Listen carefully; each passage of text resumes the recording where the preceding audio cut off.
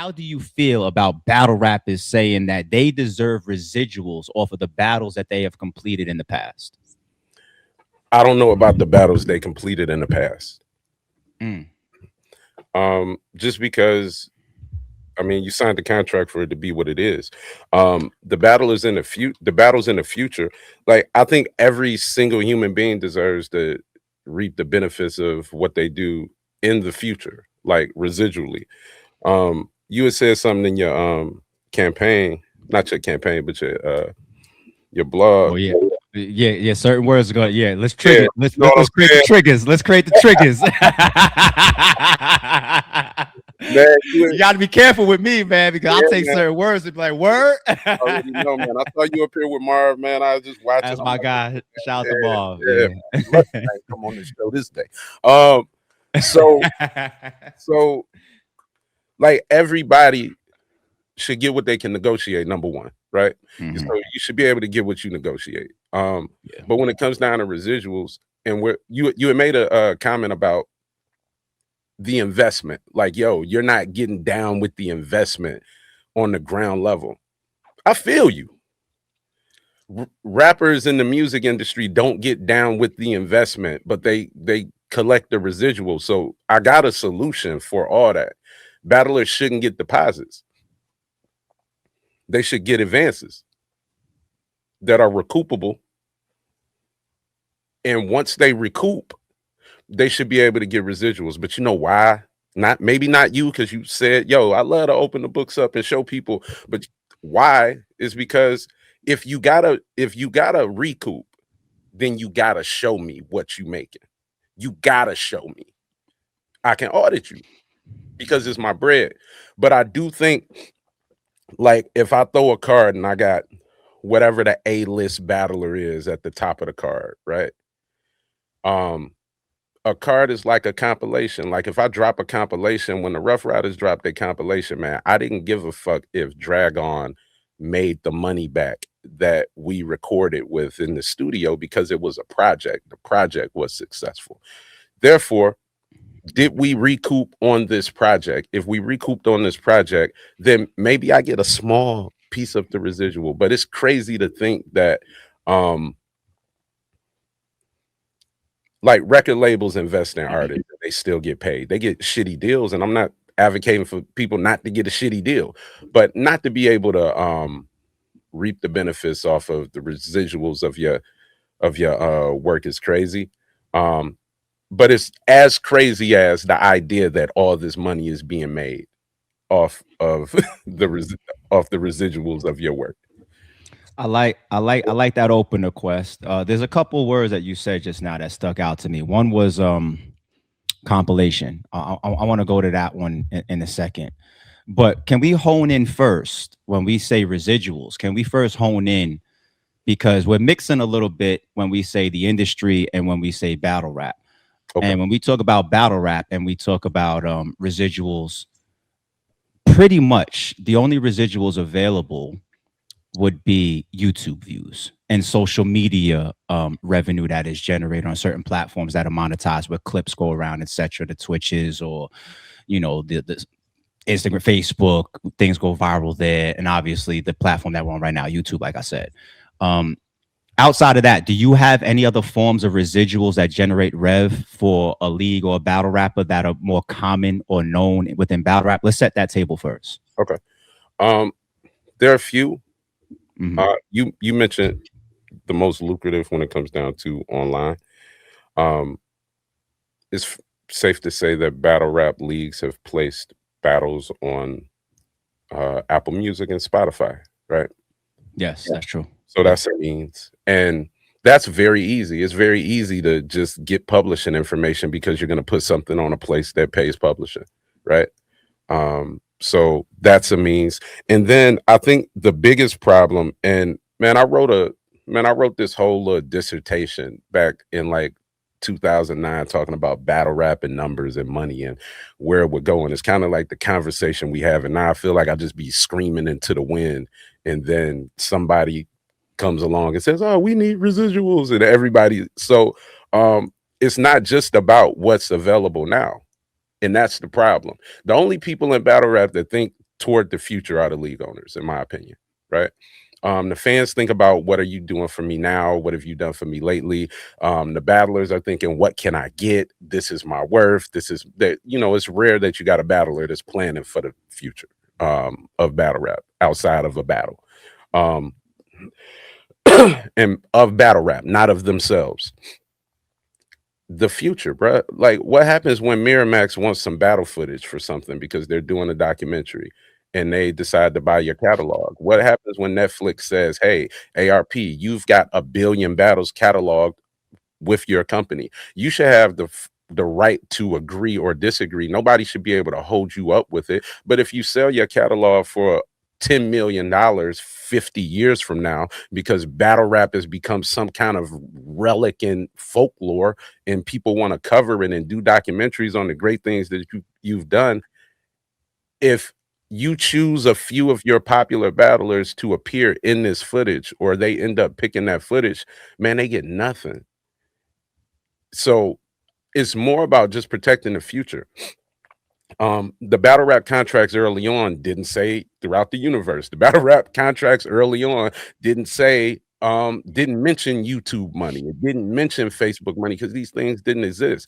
And as things change, you got to think, like, when you think of like Sugar Hill Gang and rap and shit, like, their first records, nah, they ain't have publishing. Like, so this shit is kind of operating like the early music industry operated in regards to rap music. You know what I'm saying? Or, when Motown used to give you $3,000 to cut a record, and that's it. You know what I'm saying? And yo, live off your shows. And that's cool. But like, if we are a product of hip hop, and we saw this done in hip hop, and we saw labels not get quote unquote publishing, and that's what these residuals may end up being, or are likened to. If we got a problem with Mace not getting this publishing from Puff, then I think we can understand at least the idea of residuals enough to come up with a viable plan that doesn't mean I'm just giving you all my money, all this made up money I'm making. Got you. And conceptually, I think everything you said makes sense. Now, I got to start to pull a couple challenges on the table, because I think it's easier for us to create some of the debate when we separate further now the concepts, which we're drawing on examples of the industry, and going to pure battle rap now, because you and I know battle rap business. We know the talent, we know the leagues, we know how this thing moves. Let me go back to that word compilation. My first question for you becomes, when we talk about the past is over, as far as residuals, let's talk about how we generate residuals for battle rappers or for artists, etc., in the future. Okay, cool. Like, let's say that we put that in play. How do I generate residuals for, let's say, a Quest Mcody that comes on and performs on RBE, right? And how do I generate residuals for you outside of, let's say, just your particular matchup, if you are involved in a air quotes compilation? And I've always used the terminology of, like, battle rappers are not sold as one-offs. Like, historically, what we do is we present a whole card. So the value of, somebody that's not the main event, the co-main event, that's in the middle of the card, at the bottom of the card, becomes a little bit tougher to guesstimate. So when you have folks like that, or performers like that, outside of your specific battle, showing the numbers, and we can tie that to $1 on Spotify, on Apple, on YouTube, on Twitch, on Instagram. Now, when Miramax comes 10 years from now and says, I want to buy this event from ARP, right? Because I actually have had contracts in the past, like with Mook, for example, that were discussed about, like, well, if Netflix comes for my footage, how is this going to be worked out? How do you get residuals off of that if you're coming to me for a library? Now, I understand you mentioned the advance, but before we get to an advance and then getting the recoup done, I want to go to that next. I want to talk more and more about identifying a battle rapper's worth when we present a product as a collective. Totally. When it comes down to just selling a catalog, I mean, if when Michael Jackson, I know I keep saying music, but that's all I got to compare it to. I could compare it to movies. That's a little different.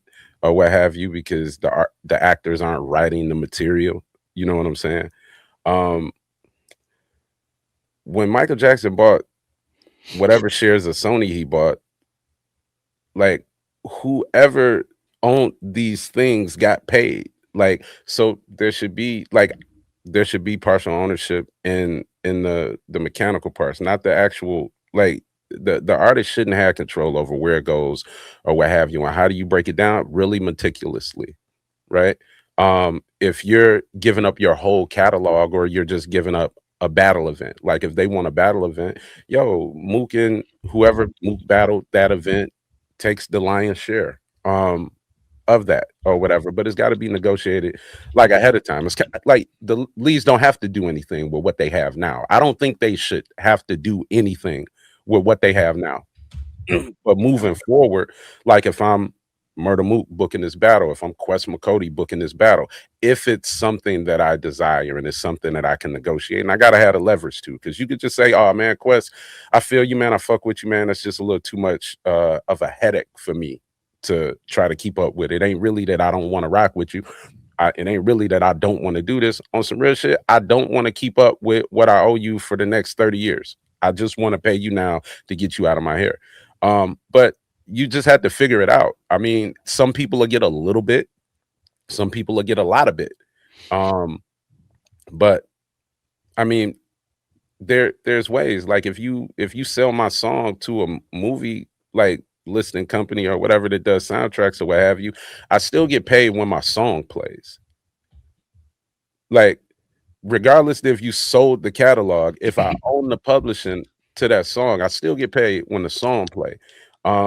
So if they own the part of it, they should get paid. I mean, I think do you think that booking the battle, booking the event, paying for the venue, paying the talent, paying the cameraman, things of that nature, does that give you ownership of the material being used?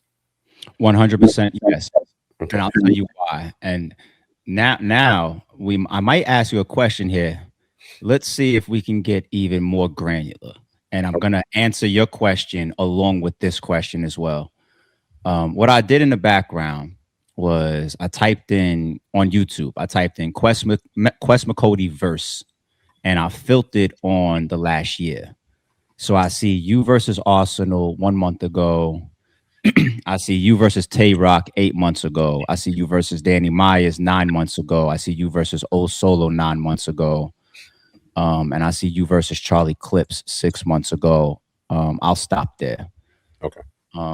Great battles, man. You've been active, by the way. Now, you being on the side that has booked battles and knows the market. Let's get specific now with battle rap. You see, I keep trying to pull you more into the Pull me away from the music. I feel you. because I know that you know battle rap business and the market better, right? So I'm going to Quest Mcody now. Okay. I'm booking Quest Mcody for any of those battles that we just talked about. Okay. In the concept of receiving in advance and then getting residuals after, I want to see if you have an actual dollar amount for me, for you to negotiate with me.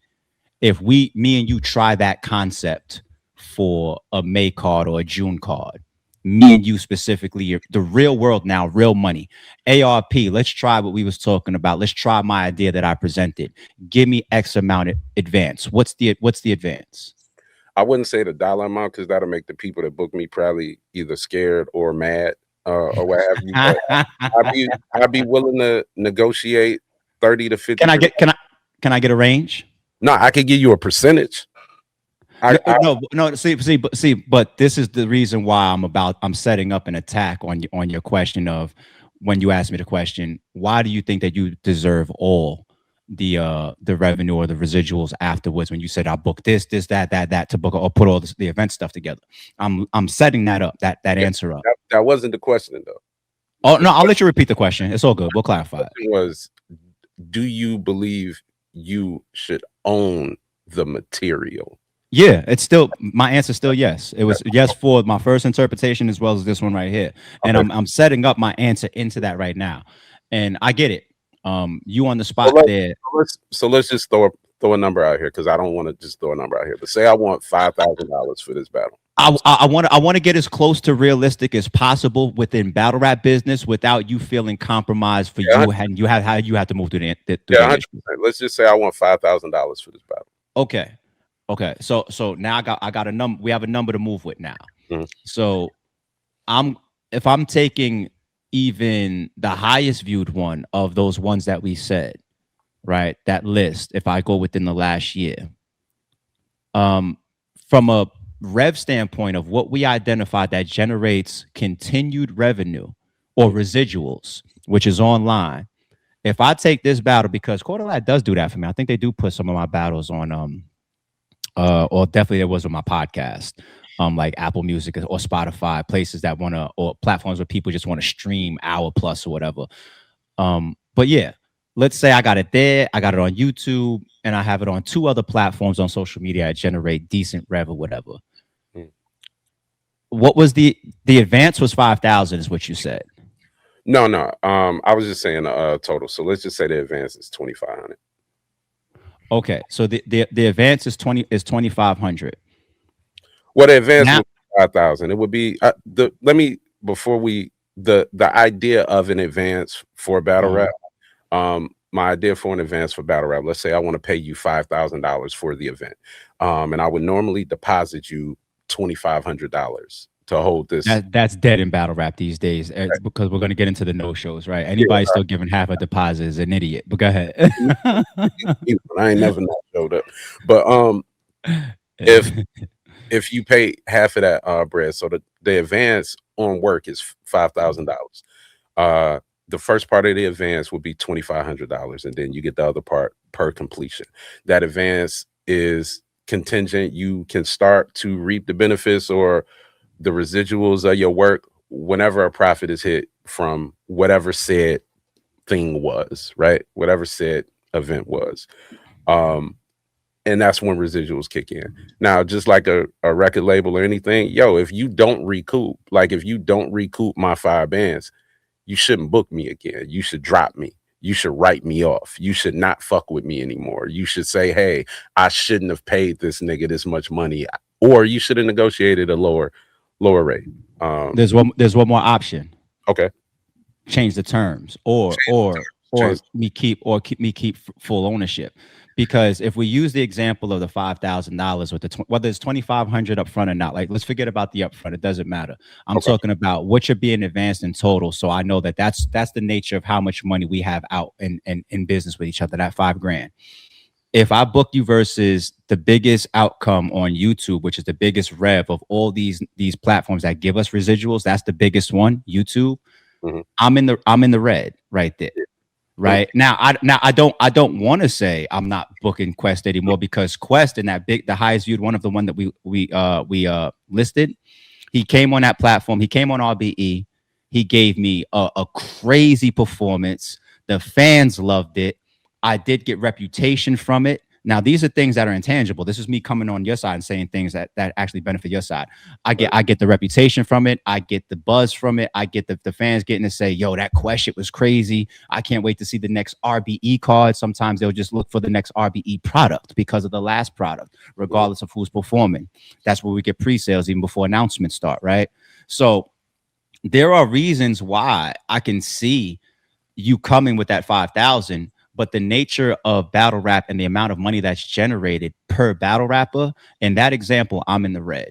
So that's now to my answer. This is why I say I might as well keep everything, because there are probably more than 60% of the battles that I've booked on RBE that, if they continue to receive views over time, because let's be clear, when Cortez gives an example of him versus Holohan or him versus Hitman, he probably has maybe, and I don't want to disrespect the man's resume or catalog, it's not in front of me, but I just want to assume or take a guess, maybe like 20 to 30%, 35, I would assume, tops of his battle catalog are the type of battles that years to come, fans actually want to continue to click play on.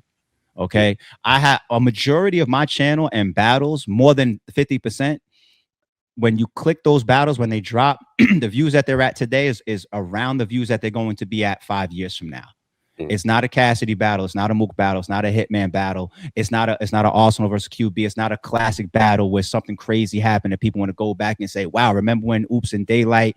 It's not that, right? So I'm in the red now, and I'm not making any money going forward after this. And if I didn't make any money off of you specifically outside of the collective, the business overall didn't even work out for me. And I'm not even in a position to blame Quest because I booked a compilation. I use that word on purpose. Mm. You see what I'm saying? So if we go on that pattern, we still end up in the same place. So we need something different, unless you see something in that breakdown where you feel like, nah, you're missing a key piece that would have actually put me in a better spot. Yeah. I think you can look at you got to look at the whole scope. Like, you look at the event, you look at bodies in the door, you look at YouTube, you look at whatever you look at. If I'm talking about just a live event, right? We know that the bulk of the money ain't gonna get made on the live event unless you got like a crazy live event.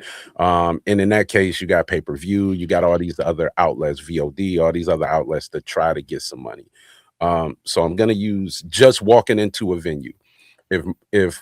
If battle rapper A and battle rapper B got different draws, battle rapper A is a huge draw, battle rapper B is a small draw, battle rapper B is at the front of the card, and maybe 50 people come in to see battle rapper B, and everybody else comes in to see battle rapper A, you still make a profit on the event, right? Like when I threw an event, it did really, really well. A lot of people came, regardless to the top guy on the card or the bottom guy on the card. I paid the top people on the card a lot more, right? But there was still money made. So and I'll use this for example. There was Mac Myron. I booked Mac Myron and B Magic. Where was that battle on the flyer? At the bottom. Like, it was at the bottom. It wasn't at the bottom, but it wasn't at the top. At the top was Cal and Ill Will, me, Math, Rex, Mars. Yeah, speaking of hold on, quick shot. Yeah, because speaking of Calico, he did that hip hop is real saying he never showed up or whatever. And I was watching that shit. Like, this motherfucker literally walked into the venue, walked on stage, and canceled Ill Will in front of a whole home crowd event. I didn't forget that though. Cal did. 100%. But I will say, hey, Cal, I had to get you with that one. Go ahead, Quest. My bad. I had to say that. I will say with that though, doing so was upon my request. Like, doing so was upon my request. Like, yo, you're not gonna show up. Come here and tell the people you're not gonna show up and that everything was good or what have you. Right. So that was upon my request. Right. And I appreciate them for doing that. So if we're booking these events and the car fillers, right? These are literally car fillers. There's a level of pay for a car filler. So I shouldn't negotiate to pay you more money than I can recoup, right? I shouldn't, or what have you. Sometimes I pay the opening act a little something just because they out here performing. That's it. I pay the opening act in that regard. But if there is footage that circulates and there is a way to make money off of an event and a way, then I think that negotiation should be there for some.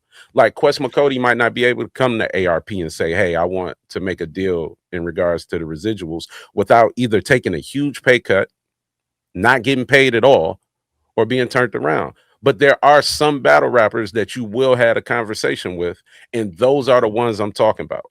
Like so we're saying the residual approach that possibly can help battle rap business. We're saying this is not an across the board business model for battle rap. We're saying that this is only for selected. I don't want to say the word few, but selected battle rappers that we know for sure are sitting at the top of these cards, and they are primarily involved in the reasons why people are turning out on any of these arenas that generate rev, door, pay-per-view, or YouTube or whatever. That's what we're saying. This isn't a all battle rap model. It isn't an all battle rap model, but it is a situation where you can negotiate this, right? So if you get a new guy and he wants to participate in the revenue share, then it's a real conversation. Like, yo, you know that $250 you wanted? You're going to trade that to get a penny for every million views this battle gets, or whatever it is. You're going to pay to get 0.25% of what this battle does. And if you believe that much, great. If you believe that much, great. If you don't, you don't. Now, I'm with you 100% on battlers being willing to take risks. That's why I started throwing events. Wasn't nobody booking me. I couldn't lead a fucking state for a long ass time. So I'm like, yo, let me just bring everybody here. I throw the events, and the first events I throw, and I'm talking about like grind time events. You look at the revenue and you say, damn, I could, what have you. But if I were to take and repurpose some of the footage, and this is the battle rapper in me, right? If I were to take and repurpose, let's say Me and Daylight, and somebody wanted to buy Me and Classic. Me and Daylight's footage, I own that footage. I don't have to give Daylight a fucking thing if I don't want to, right? But if I sold that because Daylight was popping, or something set off with Daylight, or something set off with me, yo, it making sure that you're able to reap the benefits of this is very like minute.